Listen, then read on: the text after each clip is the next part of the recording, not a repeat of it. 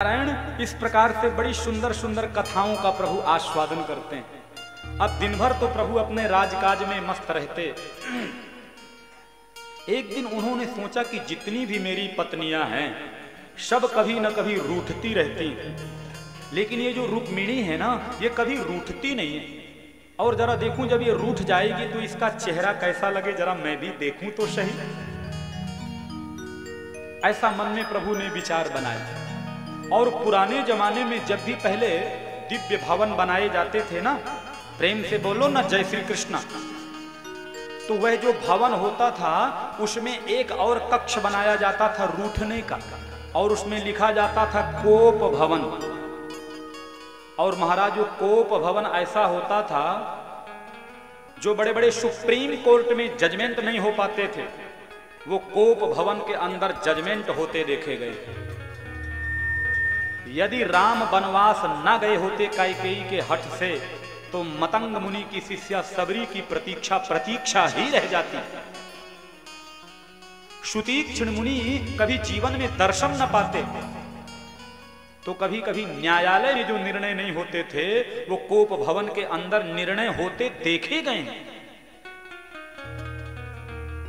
तो जब भी कोई उस कोप भवन के अंदर चली जाए तो जानने वाले जान जाते थे आज ये कुपित है इसलिए कोप भवन में गई। फिर मनुहार करते, चिंता मत करो 9 लखा हार ला दूंगा, जो कहोगी वो करूंगा, तुम नाराजगी तो छोड़ो, कक्ष से बाहर तो निकलो। ऐसा होता था। अब होता है कि नहीं ये पता नहीं है, क्योंकि अपन तो सब ये परिचित नहीं है, कथा वथा करते हैं तो सब समझ जाते हैं घर वाले भी। तो प्रेम से बोलो ना जय श्री कृष्ण। तो नारायण भगवान ने सोचा कि सब कभी न कभी रूठती हैं, और सत्यभामा तो जब देखो तब हफ्ते में 3 दिन को भवन में जाती, क्योंकि सबसे सुंदर थी सत्यभामा जी। तो प्रभु ने आज कहा कुछ ऐसा सिस्टम करूंगा, ऐसा मुखौटा बनाऊंगा कि रुक्मणी को बिना गुस्सा चढ़ाए मानूंगा नहीं।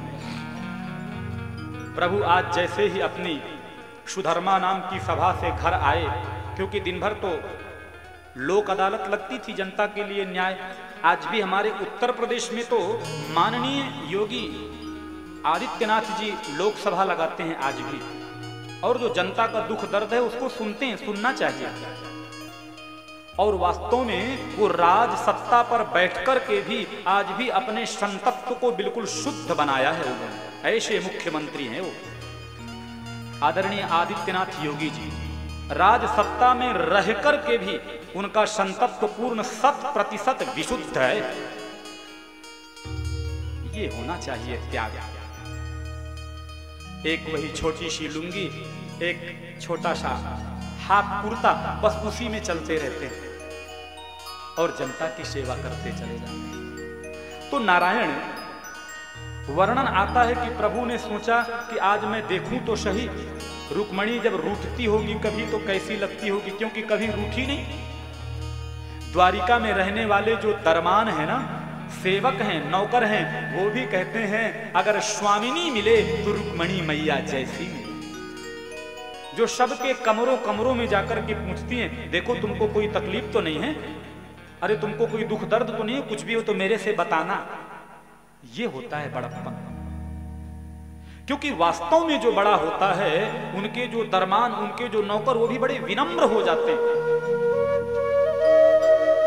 तो द्वारिकाधीश के यहाँ कोई कमी तो है नहीं, जिसकी इतनी बड़ी द्वारिका जहां 52 गज का ध्वजा भी फरकता है। बोलो द्वारिकाधीश भगवान की जय हो। आप में से बहुत लोग गए होंगे, कितने लोग गए हैं दर्शन करने? हाथ खड़ा करिए। बहुत कम लोग गए हैं। गुजरात में रहें और द्वारिका न जाएं। वैसे गया तो मैं भी नहीं हूं, यदि कभी अवसर मिला तो जाऊंगा। जाना चाहिए। नारायण भगवान ने कहा एकदम सुमगुम होकर के आज घर पहुंचे तो रुक्मणी ने देखा आज क्यों मुंह फुला करके बैठे हो, कोई गलती हुई क्या मेरे से? भगवान कुछ बोलते ही नहीं। अरे स्वामी बोलो तो सही, कोई गलती हुई क्या मेरे से? अब भगवान ने कहा मौका बढ़िया है, लोहा गर्म है, हथौड़ा चलाओ। रुक्मिणी जी सुनिए, आप एक गलती करें तो बताऊं, आप गलती पे गलती, गलती पे गलती करती। अरे स्वामी, आज तक तो मैंने कोई ऐसी गलती नहीं की, कौन सी गलती बन गई? आप बिल्कुल मुझे दंड दीजिए, अगर मैं उद्दंड हूं तो आपके सामने खड़ी हूं, लेकिन बताएं तो सही, कितनी गलती बताऊं आपको? तब प्रभु ने कहा कि राजपुत्री सीता भूपैर लोकपाल विभूति भी महानुभावैः श्रीमद्भि रूप उदार्य बलोर्जितैः। देखो रुक्मिणी, पहली गलती तो तुमने ये की जो मेरे साथ में विवाह किया। अरे इतने बड़े महान राजा शिशुपाल को तुमने छोड़ दिया, जो बारात लेकर के आया था, और तुमने केवल मेरे से विवाह रचाया। अब तुम कहोगी कि मैं तो बिल्कुल ये सोच करके आई थी कि आप उच्च कुल खानदान के हैं, तो लोग यहाँ पे भी संशय करते हैं। कोई कहता है कि मैं यशोदा का पुत्र हूँ, और कोई कहता है मैं देवकी का पुत्र हूँ। अरे जिसके माता पिता ही कन्फर्म नहीं हो, वह उच्च कुलकोटि खानदान का कैसे हो सकता है? आपने बहुत बड़ी गलती की। और यदि तुमने ये सोचा कि आप बहुत वीर हैं, आपकी बाजुओं को देख करके मैं आई हूं, तो यहां पर भी थोड़ी सी भूल कर दी है तुमने। क्योंकि राजभ्यो विभ्यतः सुभ्रूः समुद्रम शरणं गतान् बलवद्भिः कृतद्वेषान् प्रायस्त्यक्त नृपाशनम्। अरे मेरे से ज्यादा डरपोक कौन है? देखो ना, जरासंध के डर से मैंने मथुरा को ही छोड़ दिया, और छोड़ करके भागा तो कहीं जमीन नहीं मिली तो समुद्र के बीच द्वारिका बसा करके रह रहा हूं गुजरात में। ऐसे डरपोक से तुम्हें शादी करना चाहिए। अब प्रभु ने कहा कि तुम ये कहोगी कि मैंने इसलिए विवाह किया कि तुम बड़े सुंदर हो, तो यहां भी बात बनते नहीं दिखती। मुझे कोई काला कहता है, कोई कलूटा कहता है, कोई सांवरा कहता है। बिल्कुल तुमने ठीक नहीं किया। भगवान ने देखा अभी भी क्रोध नहीं आया रुक्मिणी के चेहरे में। तुम ये कहोगी कि मैं द्वारिकाधीश हूं, बहुत बड़ा धनवान हूं, यहां भी बात नहीं बनती। मेरे पास कहां कुछ है।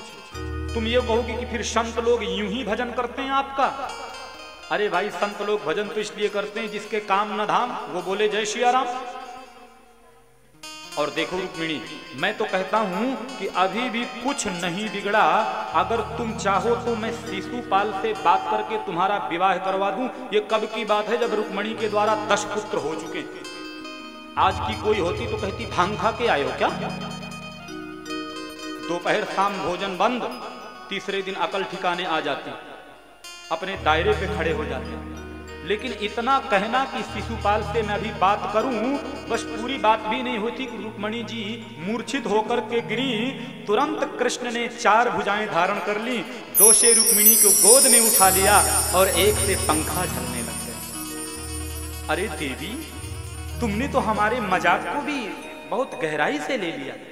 अब देखो, दिन भर तो राजकाज में हम व्यस्त रहते हैं, आपस में कभी मनोविनोद होना बड़ा आवश्यक है। पति पत्नी में बहुत जरूरी है।